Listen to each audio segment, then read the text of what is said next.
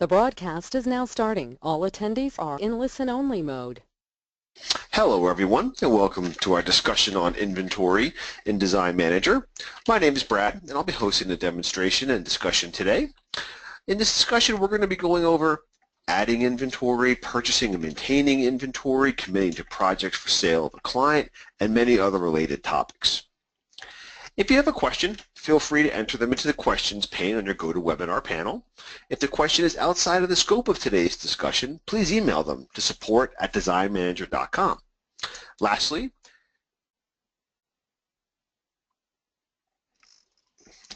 if you miss a portion of the webinar or want to review any of our past discussions, go to our Help Center at knowledge.designmanager.com, click on the Webinars menu, and go down to Recorded Webinars. You can also go to our YouTube channel at Design Manager Inc. So we can go to youtube.com, Design Manager Inc., and here you can see any of our past discussions, including tutorials, playlists, etc. In brief, the inventory section allows you to create, update, and manage all of your merchandise the company is currently maintaining to resell to your clients in the future. Inventory can be allocated or committed to existing design projects, or if you have the optional showroom model, quotes and orders as well. Inventory can also be sold through the point of sale system if you have a storefront and accommodate walk-in clientele. You also have the ability to create inventory purchase orders for merchandise that you consistently sell and restock. You can maintain inventory over a number of physical warehouse locations. You can print inventory labels, including a unique barcode for scanning and many other functions. The purchasing of inventory can also be recorded in Design Manager, and of course I'll go over that today as well and several methods to do so. Now this is an incredible amount of information for one session today, so we're going to focus really on entering inventory, making inventory purchase orders, receiving inventory, committing to projects, and invoicing to clients. We're going to save the discussion on point of sale system for a future webinar to dedicate a full topic to that by itself.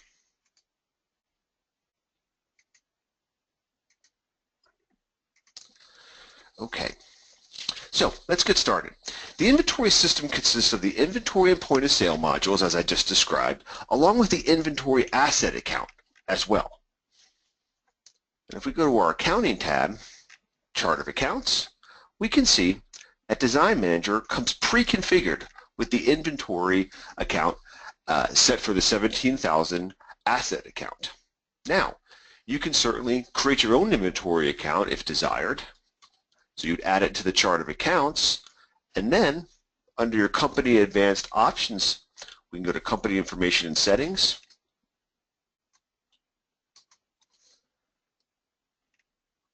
other accounts, and then under our inventory accounts, we can change the inventory account here to any account that you would like to use to maintain your inventory.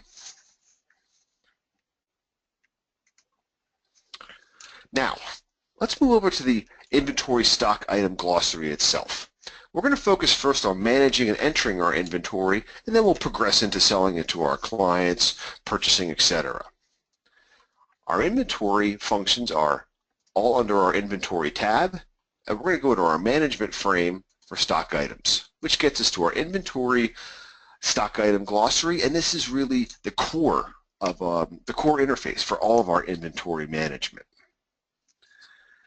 Now we can see several columns on our inventory stock item glossary, and this really represents the most commonly utilized attributes that describe our inventory items, and I'll review each of them shortly. But for here, as most grids in Design Manager, we can choose what column to sort by simply by selecting the column heading, such as the sales category, and when I click, notice that I can see my arrows indicating that's the column that I am sorting by, and in this case, since the arrows point to the right, I'm sorting in ascending order, in other words, A to Z. Click again, notice the arrows point to the left, and I'm going in descending order, Z to A. And if I want to search, or if I know my stock number I'm looking for in general, I could just start typing, and I jump down to the HRD for my hardware. And again, you can do the same with your descriptions, etc.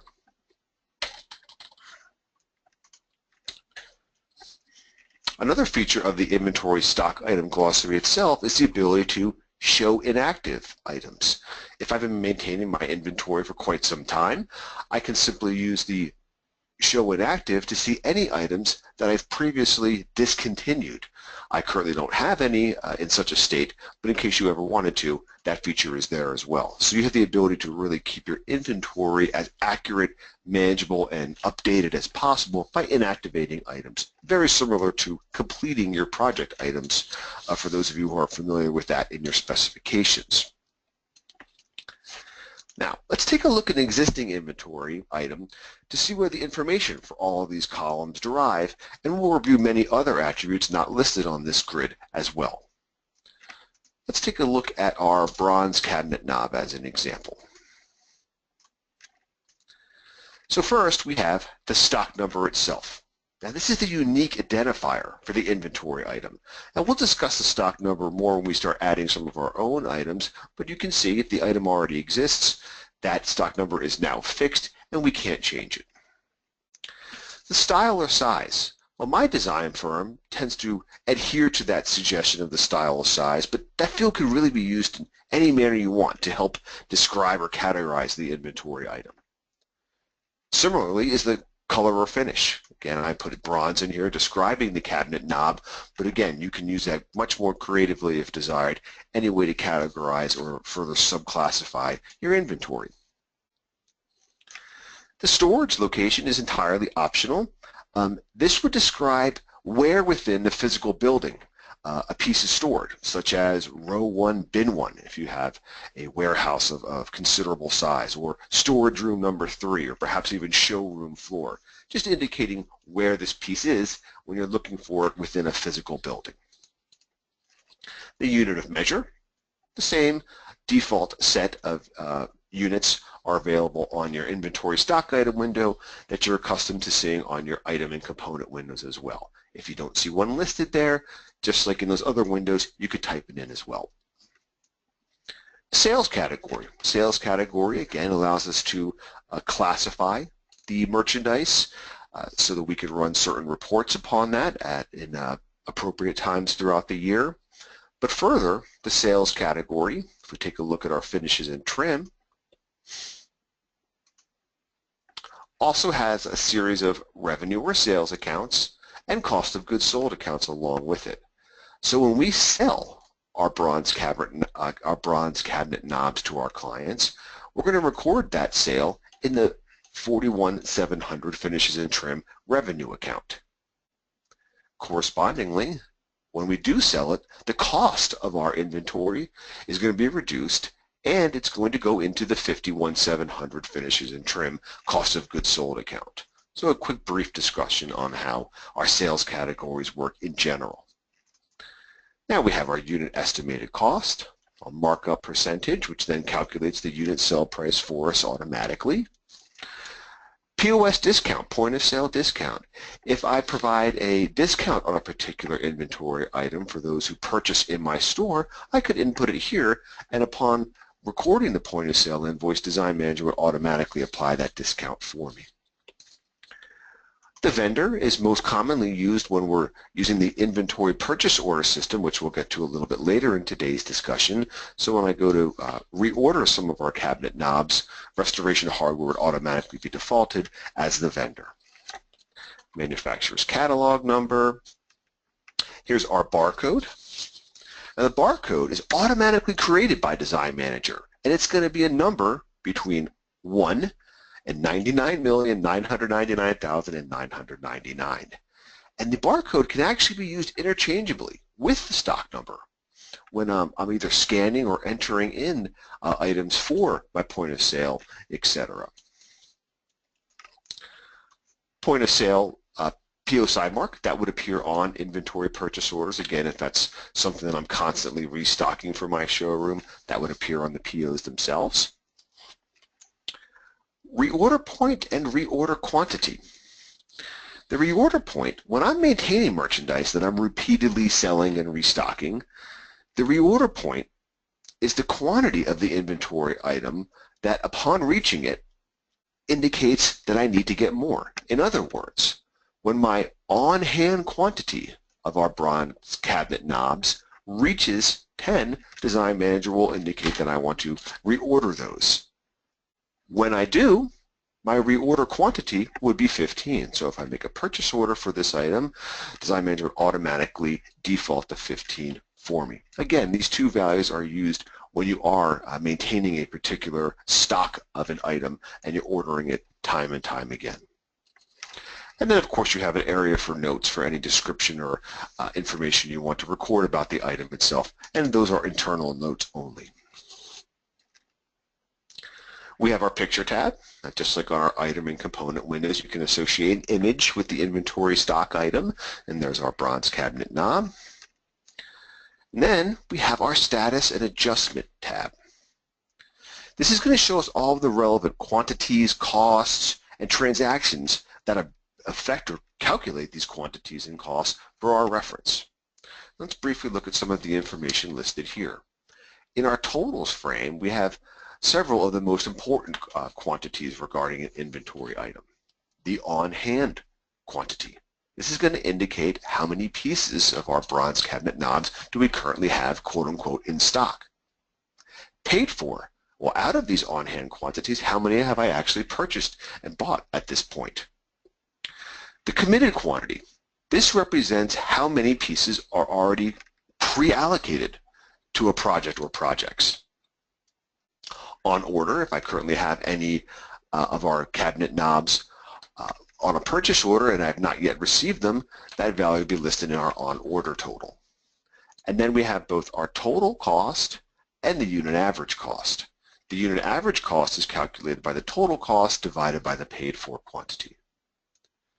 To the right of that, we have our warehouse quantities. Design Manager, as I said at the beginning of the discussion, allows you to have multiple warehouses or physical locations that can maintain your inventory. And Design Manager can track which pieces are in each of the in each of the warehouses. And those are defined under your Inventory tab, Lists and Glossaries, Warehouses and Showroom. And I have two simple ones for our discussion, my design firm itself, and I have a storage location down the street. In the bottom half of the status window, we have our adjustments and transactions grid. This is going to be a historical reference of all of the transactions that have occurred upon this piece. And all of these transactions ultimately calculate the total current values for the item as well. So if we go back in time, let's say, we can see here is an adjustment transaction where I manually input information about our cabinet knobs. I put an on-hand quantity of 10, paid for quantity of 10, and I put the initial cost in. Inventory adjustment transactions are actually deletable or voidable and editable. So if I noticed I made a cost mistake or something along those lines, I could make a change to my inventory adjustment very easily. Other transactions, such as our purchase order transactions, note, I cannot make any changes to those. Those are coming from various other areas in the software and are just here for our reference. So this transaction is the creation of a purchase order for our cabinet knobs. And upon creating that purchase order, notice we have an on order quantity of 15. The CMT is a committed transaction. This indicates that 6 of our knobs were committed to a particular project. The VINV stands for vendor invoice. This is the recording of the payable itself for that purchase order. So when I recorded the bill, I indicate that I'm now paying for 15 of those knobs. And finally, we have an example of a receiving transaction. This is when I actually went to my inventory purchase order status window and indicated that the item is received. And that increases my on hand and simultaneously decreases the on order. Notice the only transaction that occurs automatically is the vendor invoice transaction, and that actually increases the cost automatically. So the sum of all of those are displayed in the totals. That's how all of those transactions interrelate. There's a brief description of our bronze cabinet knobs and all of the information that's packed into that inventory item window. Now, considering the barcode, I do want to take a step aside briefly. That barcode, in most people's perception, its main importance is the ability to be included on our inventory labels. Inventory labels can be printed by going to your inventory reports, and right under our inventory folder is a subfolder for labels, and you can generate them in a few different ways. If you are using the inventory purchasing system, you could print labels for a particular purchase order that you may have created or purchase orders. Very conveniently, you can print a label for each unit currently on hand. You can print labels for anything currently received within a given date range, or for a single stock item as well. As an example, let's look at the quantity on hand labels, and I can narrow it down by a particular stock number or for a single warehouse if I want to do so. I can optionally show the sell price on the labels. These labels are designed to print on the Avery 5260 labels, which has 3 columns of 10 rows. Since I don't want to necessarily waste those labels, I can indicate to Design Manager where I want the printing to begin. So I might want to start on the second column, on the 4th row down, and Design Manager will allow me to do so, so I can maximize my labels. And they would appear like this. And notice, for each of my quantity on hands, like my sconces, I can see I have another label being generated for them. And then I would simply print that right onto my Avery labels themselves. You also have the option to have a thermal zebra printer purchased, and you can tell Design Manager you would rather print to that device. To do so, you need to make a single setting change in Design Manager. Just click File, Company Information and Settings, go to your Inventory tab, and you would want to use the Use Label Printer option. That would use a different label format so it prints on the Zebra thermal printers for you.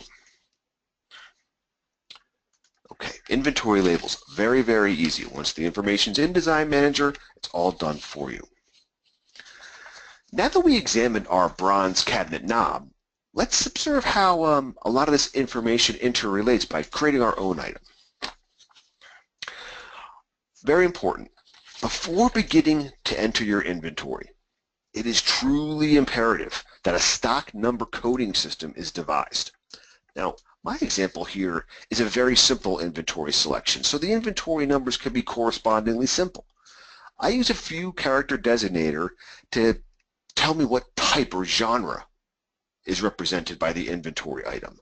So I have ACC for accessories, FRN for furniture, HRD for hardware, etc. I may even decide to make another one, perhaps LGT for lighting, as I get more and more lighting units in. Now, if your inventory is much more voluminous than this, a much more complicated system of stock numbers can be employed. The stock number can be up to 20 characters of numbers and letters, and can be curated to consist of combinations of perhaps the vendor code or manufacturer's catalog number, type of merchandise like I'm using, etc., or any combination of unique characteristics. It's important that the scheme is used consistently throughout the company. That is the most important, particularly if there are more than one hand entering in inventory items. Everyone should be easily using the same system that's been decided upon at a company level. I also really endeavor to make the stock number something intuitive, so I can quickly use the stock number itself to find merchandise or to give me information about what the piece actually may be. Finally, as I alluded to before with the barcode, you cannot use a stock number of a simple numeric value of 1 to 99,999,999. Those range of numbers are reserved for our barcodes. You also have the ability to import inventory into Design Manager. How do we do that? Under our File, Import options, we can select Import from File. On my Choose Type of Import window, I would select Stock Inventory and click OK. And now I can select a file that I've saved on my computer or my network that contains inventory that I want automatically brought into Design Manager. And here's an example of such a file. So I have columns for stock number, style, size, color, finish, etc. All the information that I want to be brought into Design Manager.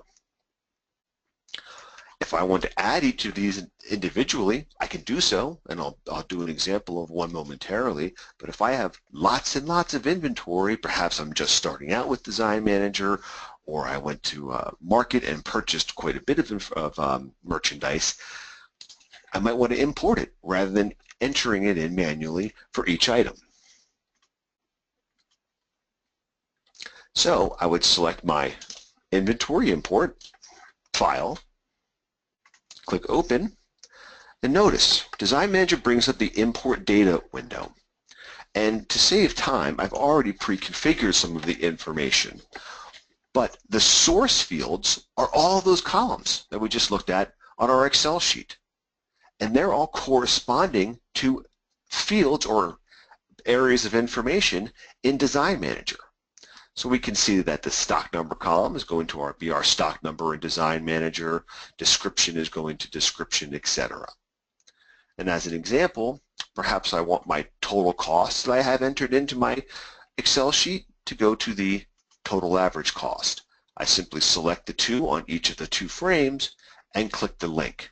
And when I do so, Design Manager will show us that the total cost is going into the total average cost in Design Manager. We can even bring in images if desired. If I have a link to a picture of my inventory item, Design Manager will bring that in as well.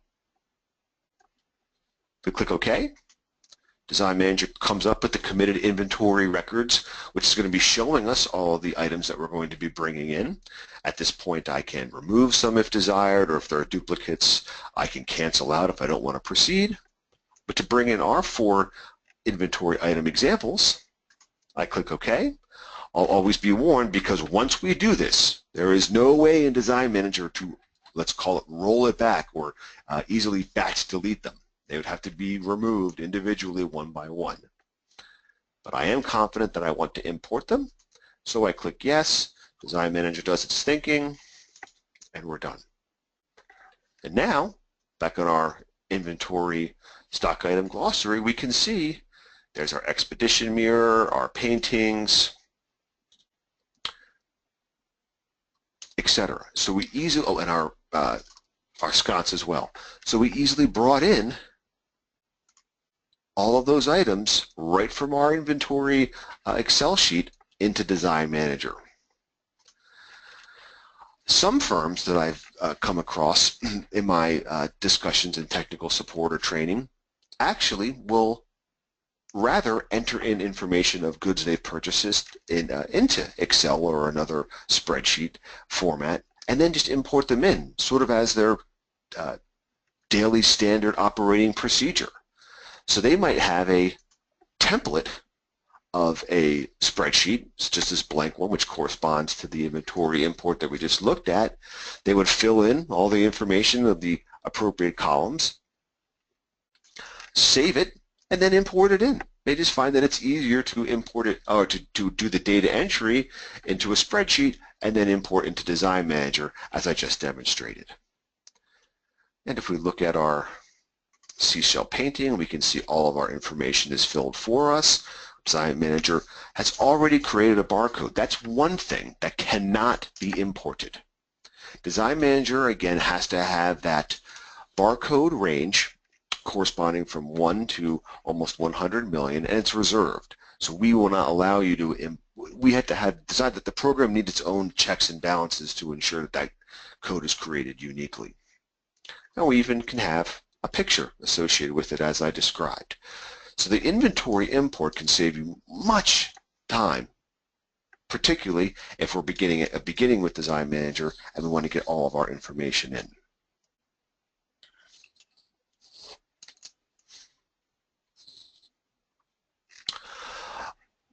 The inventory import, if you'd like some more information on that, we also have a tutorial/webinar on our YouTube channel for the vendor and inventory import, which goes over that process again in a little bit more detail, and you can review it at your leisure. So if you want to see that process again, you can certainly do so on our YouTube channel at Design Manager Inc. Okay, so importing, very easy and very convenient, but I also may simply need to add my items in the more traditional way. Let's go ahead and do that. Let's imagine that I purchased a side table from Restoration Hardware and I put it on my company's American Express card. Well, I need to get that item into our inventory stock glossary so I can sell it to a client in the future. So it's going to be a twofold process. First, let's get the information added into the inventory glossary itself. And to do so, we're going to click Add. And that brings up our inventory stock item window again, but completely blank. And notice now that I can type into my stock number, of course. So this would be a side table, so I would put it under my FRN or furniture designator, and the next appropriate series of numbers for my sequential furniture pieces. Style or size, I've been pretty consistent on inputting that information, so I could do so as well. 24 width.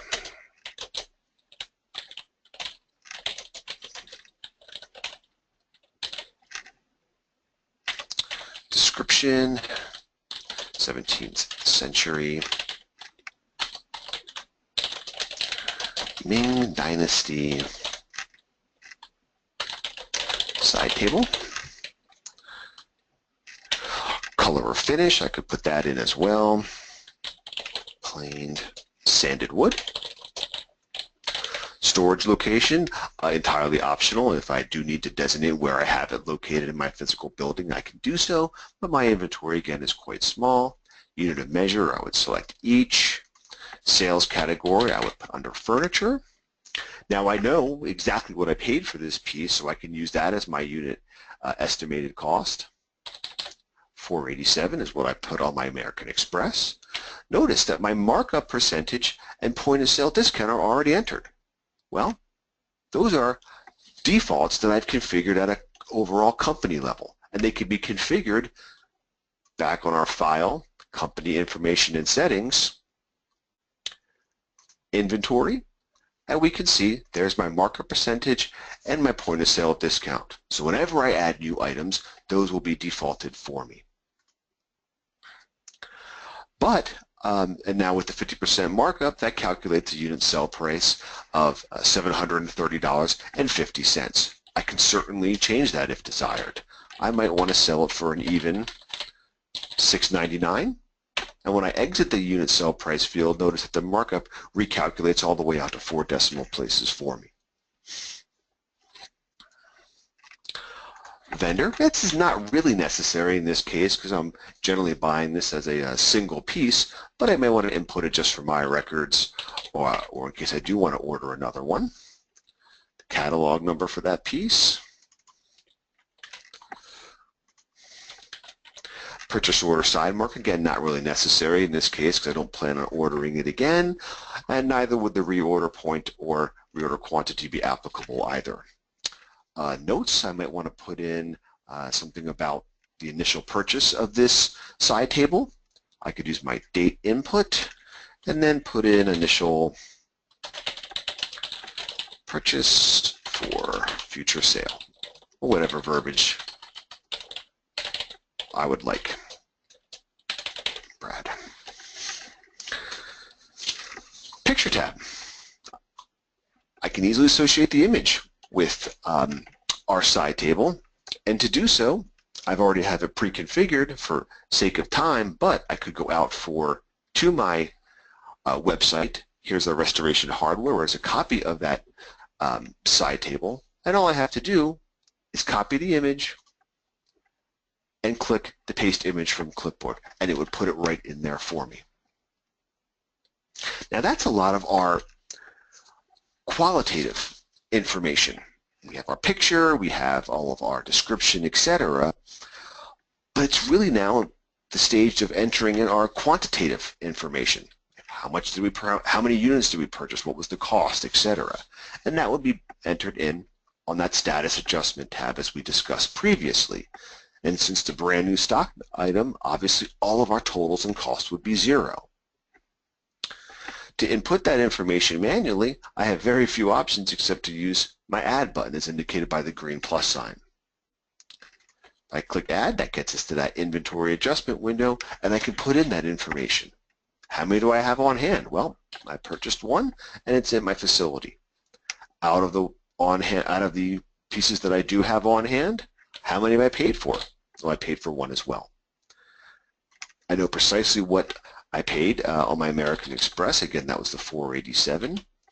The project item and component number fields would only be applicable when I'm entering in information pertaining to a committed quantity for the in most cases, and I wouldn't need to enter that in here. The warehouse also conveniently defaulted for me. The warehouse default, again, is configured on our company information and settings and our inventory default warehouse in the top left corner. If I wanted to indicate that was going to be stored in another of my warehouses, I could make that change as well. Another feature of the inventory adjustment window as a whole is the transfer feature. I can make an inventory adjustment and actually transfer items from my Vita Noma Design main facility over to the North Green Street on this window as well. So if I'm moving pieces between my 2 locations, I can do that quite easily with the inventory adjustment window, where we remove the on-hand quantity from the original warehouse and input it into the transfer to warehouse.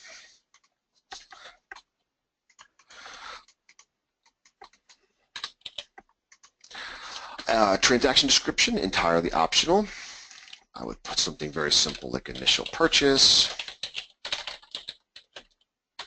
The adjustment date defaults to today's date, but I could change that to represent the date that I truly purchased it, but this is fine for our example. And if I go ahead and click OK, now I have some cost and totals. So we can see I have 1 on hand, 1 paid for, our total cost is entered, my warehouse quantities are updated, and I've created our single adjustment transaction to indicate that I manually entered in that information. Click OK, and we have just added our 17th century Ming Dynasty side table. Another feature here that is often overlooked. I may have several related versions or types of these bronze cabinet knobs.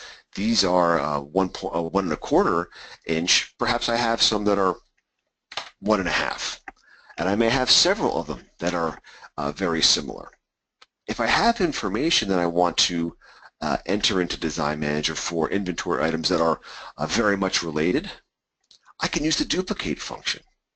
So I can highlight my bronze cabinet knob, hit duplicate, and all that information from the original HRD 275 is already input on my inventory stock item window. So all I need to do is put in a new stock number. Let's say it's 276. These are our 1/2 inch.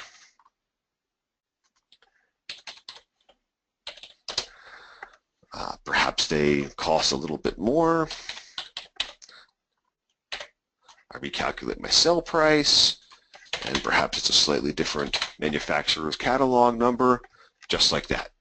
So if I have many pieces that are very similar qualitatively, I can use the duplicate function to add them very, very rapidly. Click OK. Bam, just like that, I've essentially replicated the information from the original bronze cabinet knob and used it for a brand new item. So back to our side table.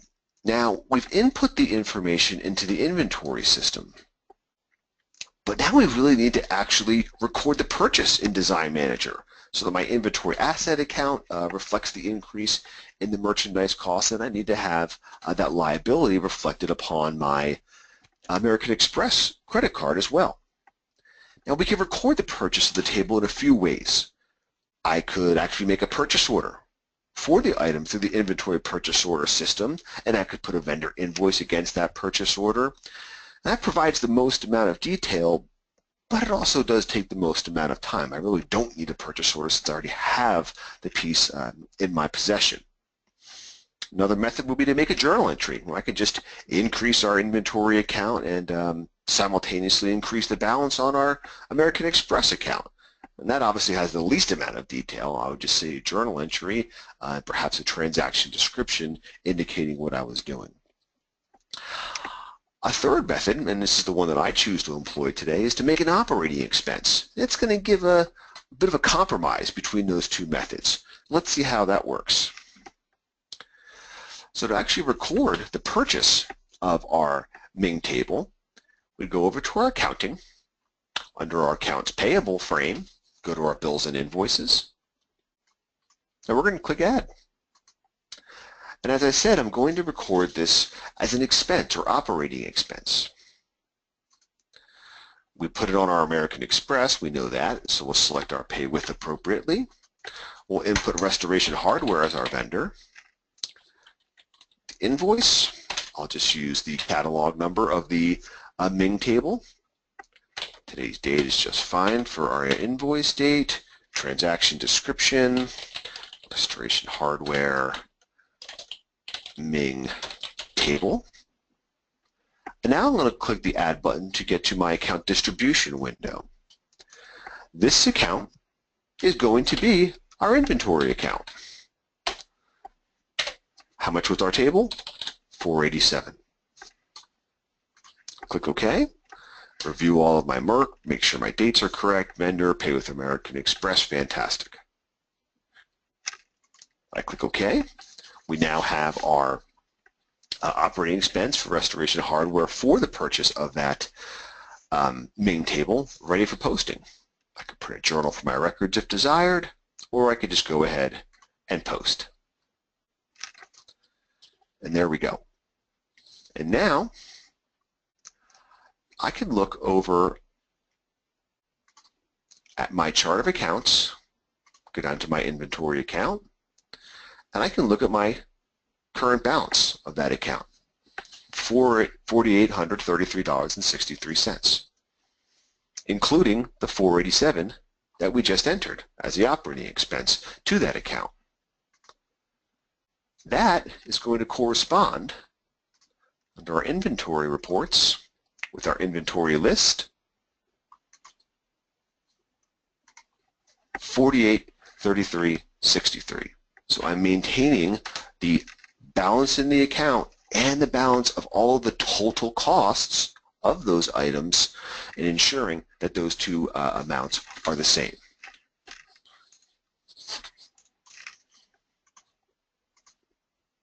Okay, now for inventory items that we repeatedly sell and restock, as I mentioned before, you can create inventory purchase orders. And it's a manner very similar to making your project-specific purchase orders, which I'm sure many of you are familiar with.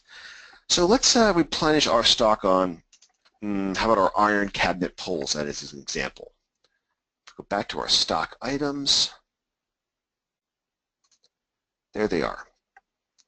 Stock number HRD 533, and that's our iron cabinet pole. And we can see that our reorder point is 5, and I currently only have 1 on hand. So if I do sell these time and time again, that would certainly indicate to me that it might be a good time to order some more. To make an inventory purchase order,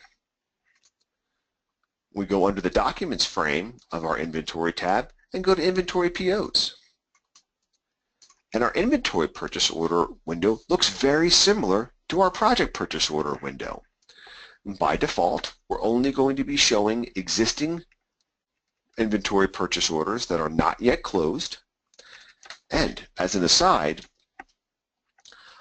unlike project purchase orders, where you can define whether the project purchase order is closed by the recording of the vendor invoice, the receiving of the goods in full, or a combination of both. Inventory purchase orders are always closed when both of those conditions are met. In other words, when we've recorded a vendor invoice, or in other words, purchased all of the items on the inventory purchase order and have indicated that all pieces are received, then Design Manager will automatically close them. So we can see that our purchase order for Bungalow 5 here was originally an $82 purchase, and we've only recorded $41, so it looks like half there. So that, to me, of course, would indicate that it should be open. If I wanted to see purchase orders that have already been closed, I simply uncheck the Show Open Purchase Orders Only option, and there they are. And we can see that these ones certainly have been paid in full, and I imagine they've been received in full since they are closed. On this window, we have very similar columns to our project purchase order window. The purchase order number, automatically generated by Design Manager, just a numerical value that increases from 10,000. The date of the order, whether or not it's open, the vendor code and name, the ship to code and name, the amount of the purchase order, any notes, deposit information that I may have sent, receiving information, acknowledgement number, balance due, and even any invoices that I have recorded so far will be listed in the actual vendor invoices paid along with the paid check information columns. To make a purchase order for our polls, we can just click our Add button. That gets us to our new inventory purchase order items window. The date is defaulting to today's date, which is just fine. If I want to indicate that I want to purchase an item from inventory, I can click the Add button. And then I simply want to input the stock number, which I'm purchasing. There's our iron cabinet pulls, and I'm ready to go. Design Manager then fills in most of the information for me, including the description, the unit cost, the quantity. Well, if we look back on our inventory glossary, we can see for our iron cabinet pulls, my unit cost is coming in, and the reorder quantity is defaulting as the quantity. And then our extended cost gets calculated for us. I could input freight. The side mark also would default from the inventory item if one was entered. The vendor is going to be the vendor from the inventory item. The ship to defaults to the company information inventory tab, the default warehouse, as we saw before. And even our requested deposit information comes from our legacy antiques vendor themselves. I can also really use that reorder quantity to make my purchasing even easier by using the Select Items for Purchasing button, where I can select by reorder point. If I want to do bulk, get all items that are currently have a quantity on hand less than my reorder point, I could use this option and Design Manager would select them all for me. And we can see in this case, I have 2 of them that satisfy that.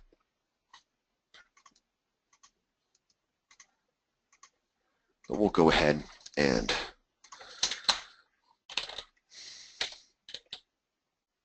select our knobs. I already have 1 on hand and I want to keep a par or a stable of 10, so maybe I'll just get 9 in this case.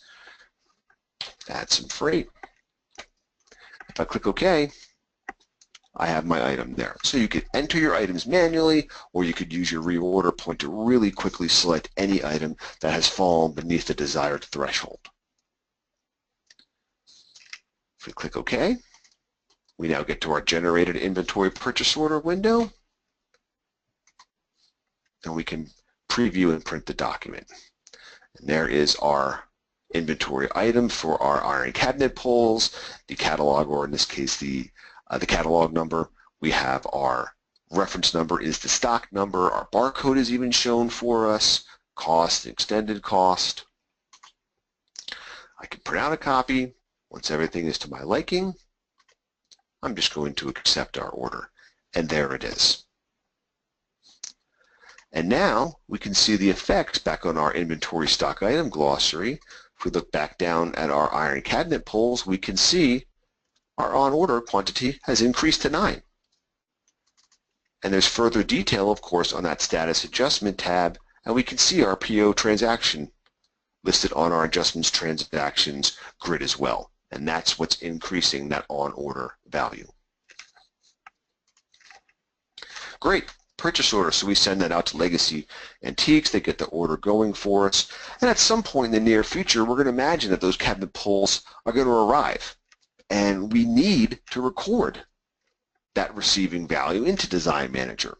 Entering receiving information for inventory purchase orders is critical to maintaining proper inventory accounting.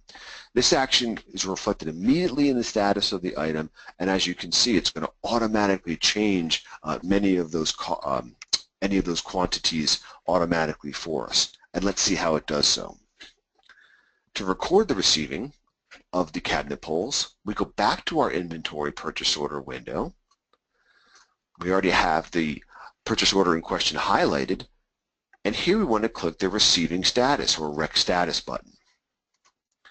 This gets us to our inventory purchase order status window, where we can put lots of order tracking information in, such as the acknowledgement of the purchase order if desired. We can have notes upon the order.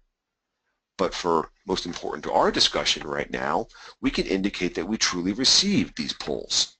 And to do that, click the edit button. We can put that information in. We can use today's date as the receive date. Notice that my back order quantity is automatically defaulting to 9, but as soon as I input information into the quantity received, that updates automatically. Let's say I only got 5 of the pulls in, the back order quantity would also automatically update to 4. But we'll receive them all in our case. Received in full.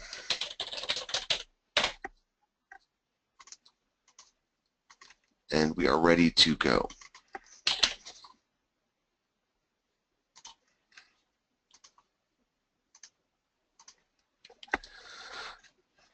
And now, when we click OK, let's see the effect of that receiving transaction on our cabinet pulls. Go back to our stock items. Let's go down, and we can, right from our inventory stock item glossary window itself, I can see that our on-order quantity has decreased to 0, and yet our on-hand has increased to 10. And that update in the totals is due to the receiving transaction that we just input. That receiving transaction increases the on-hand quantity and decreases the on-order quantity simultaneously.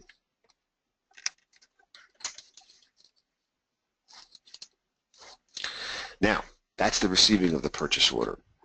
1/2 of the necessary transactions to get the purchase order to close automatically, as I was just saying not too long ago. So either before or after receiving the pulls, we're going to be required to actually pay for them. So let's actually make a vendor invoice against that inventory purchase order to indicate that we paid for the cabinet pulls. And again, we'll put that in our American Express.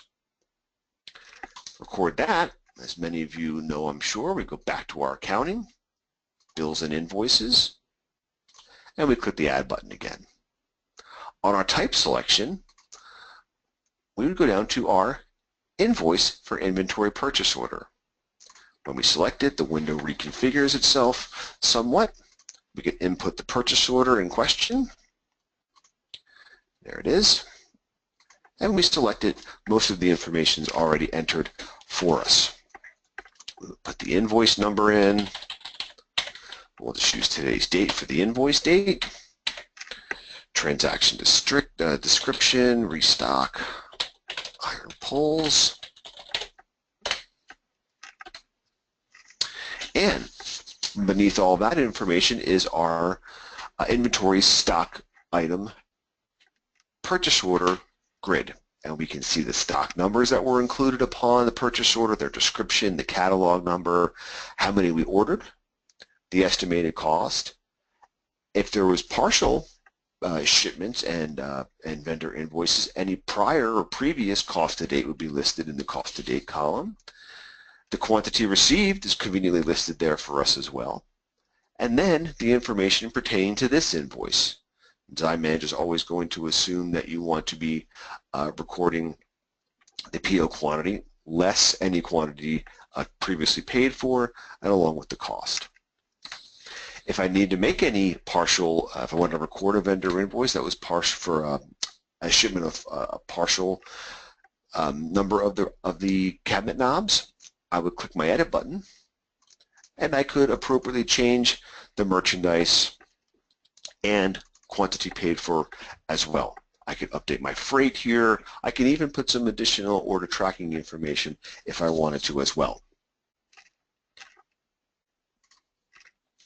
But let's imagine that we did get, we received everything in full as we already indicated, and we paid for it in full as well.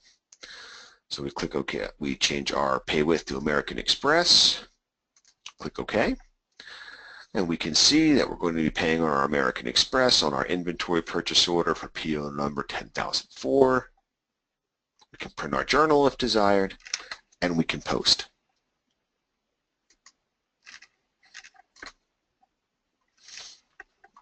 And then our existing tab, we can see our transaction for that purchase on the inventory purchase order. Now, if we look at our accounts again, back to our inventory, we can see that that balance indeed has increased. And back on our inventory reports, inventory listing, we can see for our iron cabinet pulls that our total average cost has increased as well. So this value is increased automatically in the case of us recording the vendor invoice on that purchase order. So rather than the example we used with the Ming table where I had to enter in that information as an inventory adjustment, the recording of the vendor invoice on the purchase order affects the account automatically for us. Okay. Now, we just went through a tremendous amount of information on how to input and manage the inventory. Now let's switch over to focusing on selling it to our clients, which, thankfully, is a much easier topic. The first way to sell inventory, and the one we'll discuss at length today, is committing them to projects. The second of which would be using the point of sale system, again, which is in a webinar that we'll be going over in the near future. To commit or allocate a inventory item to one of your existing design projects, that process begins on our Project tab on our familiar specifications window. So let's bring up one of our projects, one of my favorites, the old Carter's Brigantine Beach Home. And let's say that I have our wall plaque that's in our inventory, and we want to put that into the outdoor living area for the Carter's Beach Home. On the specifications window, I'm sure many of you are familiar with the Add button, which would allow us to enter in a specific item custom for this project. But to the immediate right of that is our Inventory button. If I select that, I can add an item from inventory quite easily. I can use my inventory stock item search, and there's our wall plaque right at the top. To commit it over to the Carter's project, simply hit choose. The warehouse will automatically default to the default warehouse of the company, of course. How many units I want to bring over, I can indicate the location, and I said the outdoor living area, that's fine. And then we have a pricing selection. Now, our wall plaque is generally at 100% markup. But for the Carters, if we look at their project configuration, we usually mark up merchandise at 30%. So Design Manager affords you the ability to say, I'd rather use whatever price I charge in my inventory as the price to the carders, or if I'd want to adhere to a very strict 30% markup of cost, I could use the project pricing calculation as well. So you are in full control of which pricing structure you want to use for the selling of the inventory. If we click OK, let's see what happens. Right away, we can see the item's been automatically created for us. The first vendor, we by default, specifically set that to inventory, so you can easily see what pieces are coming from inventory right under specifications window. And back in our inventory, let's take a look. We can see right from our inventory stock item glossary that our committed quantity has increased.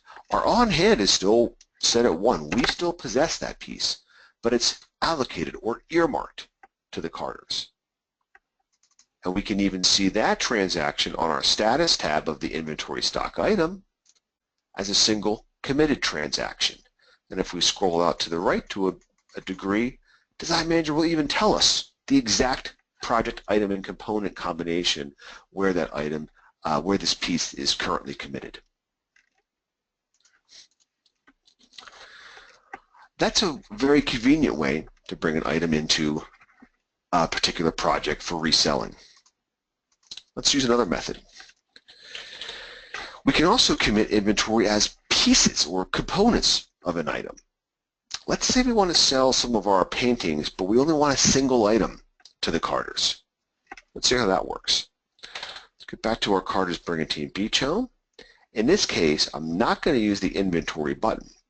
I'm going to use the traditional add button to bring up my item window. Client description, artwork, very generic. Location, let's say that this is in master bedroom. We'll use one, let's say set as our units. Sales category, artwork is just fine. Now I'm going to use the add button to get to my component window, because here I can also access my inventory with the get inventory button. If I select that, it brings up my inventory search again. And let's imagine that we will sell the Aqua Seashell painting. And by selecting it, Design Manager does several things. It reconfigures the component window for us by placing it in discount pricing automatically, so we can always have our sell price calculated. We see the stock number in place of the manufacturer's catalog number and the warehouse from which we're removing. Click OK. Great, now I have the seashell painting in there. Let's add another piece of artwork. Click on our Add button again to get to component 002, back to our Get Inventory, and we'll put in our Reflections painting. Choose again. We can see how the window again reconfigures. This one's a bit more pricey, and click OK. Make sure we put our quantity in appropriately. There we go. And now we can see that I can add as many of these pieces. All the carders will see upon their invoice is one item for artwork with the total price, and yet I'm pulling from various specific and individual stock items. Click OK, and there's our artwork item. And what did that just do on our inventory glossary? Let's take a look. Let's look at our artwork. And now on our seashell painting, we can see one committed, and the same with our reflections. And again, we have that committed quantity right for us, showing what item and component it's allocated towards. Fantastic. Well, now we've earmarked or committed these items from inventory to the carders. Let's go ahead and invoice one and see what the occurrence there would be. At the point of us committing or bringing it into the project, it behaves just like any other item in Design Manager. So we can go over to our accounting, client invoices. We'll add an invoice, select our project, and we can see here is our artwork and our wall plaque. Let's imagine that it's time to invoice the wall plaque to the carder, so I would simply select or tag the item, transaction description, click OK, and I'm generating the invoice just like I would do for any other item or items. Print post. And there's our wall plaque. Close and accept. There's our invoice on our existing tab. And let's see the effects that just occurred. Back on our inventory, stock items. Now, if we look at our wall plaque, our on hand and committed have both decreased back to 0. And if we look on our status adjustment tab, we can see a sale account. This reduces the on hand quantity and the paid for and the committed by the amount we have sold and the cost as well. The reduction of this cost can also be seen if we look at our inventory account. We've now reduced our inventory account by the amount of the cost of that wall plaque.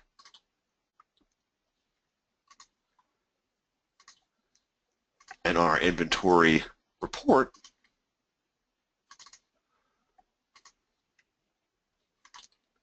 we can see that again as well. So our wall plaque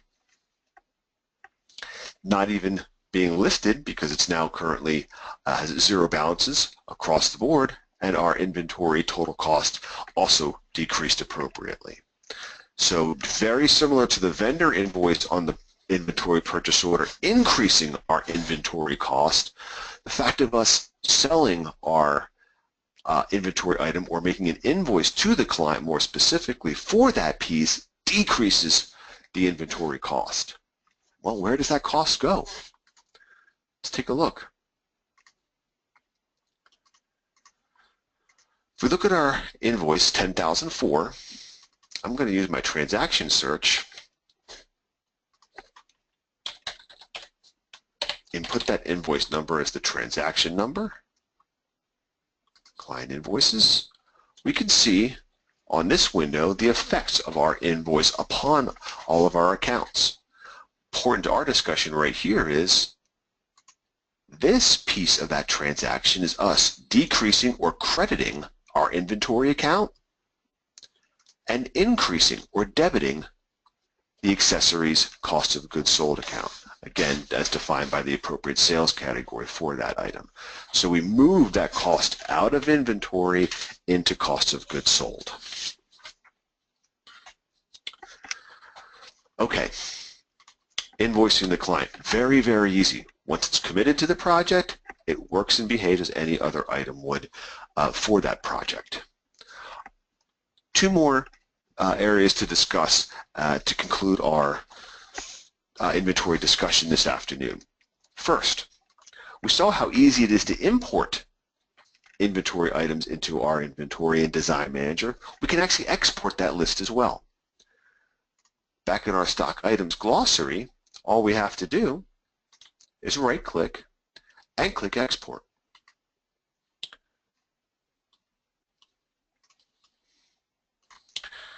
I would put a file name to which I want to export into. Let's call it inventory dash to 1617. I have the ability to even export the pictures themselves. This does take a little bit more time, so if you have a big inventory with a lot of pictures, you might want to take that into consideration before hitting yes here. But in our case, it's a small enough inventory that will proceed quite quickly. Click yes, and let's see what happened. If we go look at our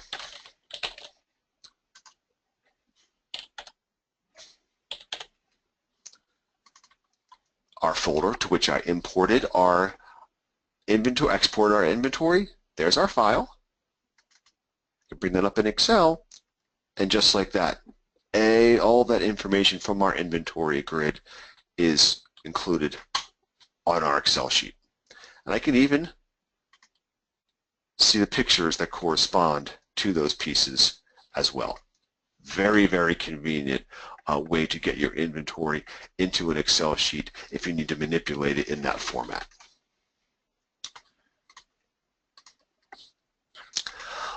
Lastly, I'd like to conclude with a few reports that are especially pertinent to the inventory.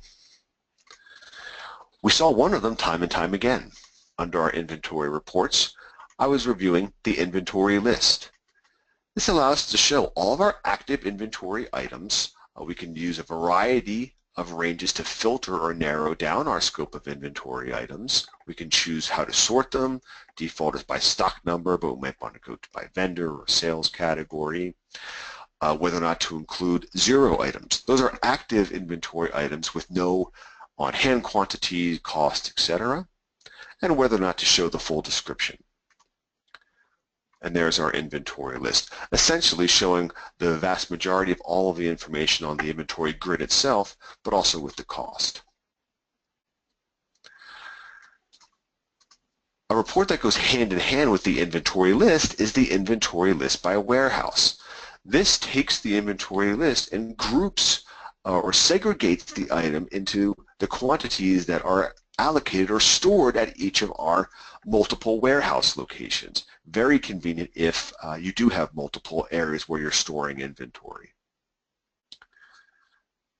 But a very important feature on this report is, notice the fiscal month menu at the bottom. It defaults to the current fiscal month, but I can run this retroactively.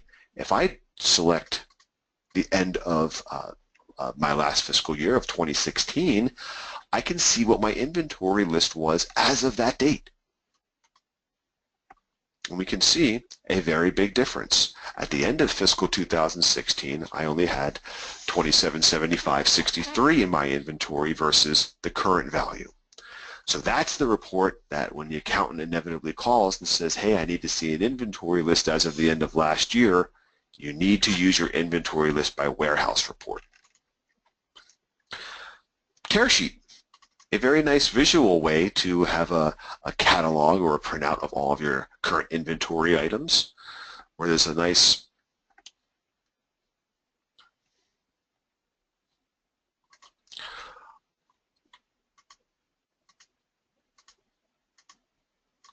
we can see our images on there. If I selected the appropriate one, we have our barcode and all of the relevant information.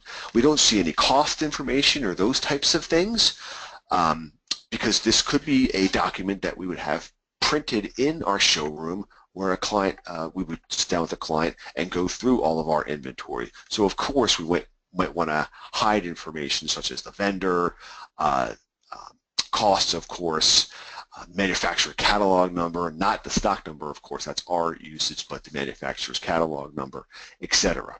So the tear sheet is quite convenient. Committed analysis. This shows us which inventory items are currently allocated or earmarked for projects. And there they are.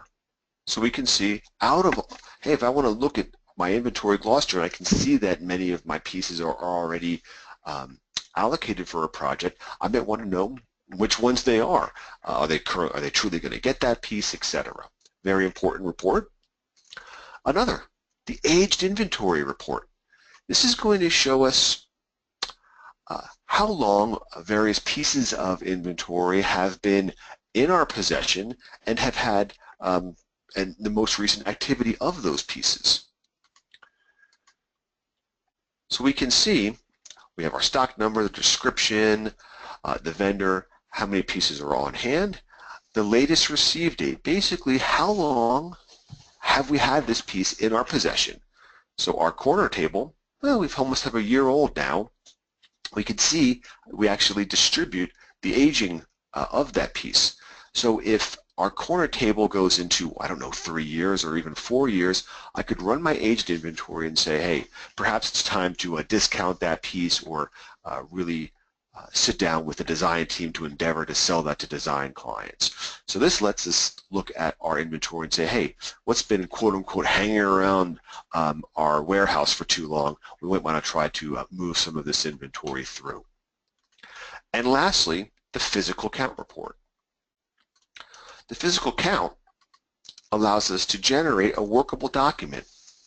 Inevitably, to maintain proper inventory, we do have to go through the laborious task of truly counting what we have. Design Manager is going to do its best to be accurate, but there's always a chance for user error or certain things along the way where a piece may not be recorded being sold and it goes off to a house or what have you. So we actually have to physically count all the pieces in our warehouse. So the physical count report shows us the stock number, description, Design Manager's current quantity on hand, and then an area for us to actually write down how many pieces do we have. Do we truly have 25 of the bronze cabinet knobs? If not, put down the amount we do have in there. And then we can actually go and make our inventory adjustments to make sure that our inventory matches what we truly possess. Now that entire process can be done much more efficiently with our data collection software, where you could go through your warehouse, scan all of your barcodes, and then run a physical count through the data collection system to make all those adjustments for you. Either way, it's a necessary task that has to get done on a timely basis, at least annually, in order to ensure that your inventory is accurate. And with that, today we went through basically our entire inventory system in a fair amount of detail. I really try to focus on entering, managing, purchasing, and selling our inventory to our clients. I tried to review how these transactions affect all of our inventory totals and costs along the way. I hope this was a useful overview of the inventory section of Design Manager Professional, and I hope everyone joins us for another discussion in the near future. So thank you and have a great afternoon.